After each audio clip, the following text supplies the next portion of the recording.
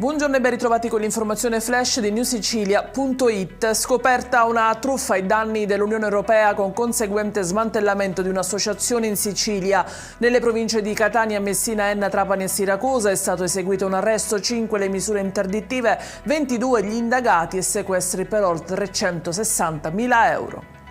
Maxi operazione invece dei carabinieri di Gela che ha portato all'arresto di 4 soggetti ritenuti responsabili a vario titolo di usura, tentata estorsione e danneggiamento seguito da incendio.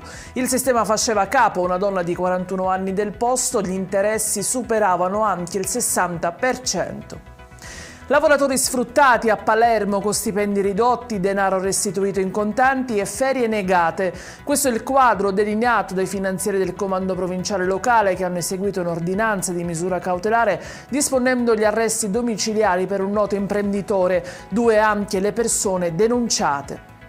Ancora sangue lungo le strade di Belpasso nel catanese. Michael Duse, 24enne di Mister Bianco, è rimasto vittima di un sinistro tra 2 moto e una macchina occupata da 3 passeggeri e guidata da una donna.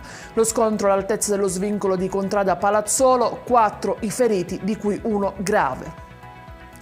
Tragedie invece tra le coste di Sicilia e Calabria, dove solo negli ultimi 15 giorni sono stati trovati almeno 15 cadaveri di migranti restituiti dal mare.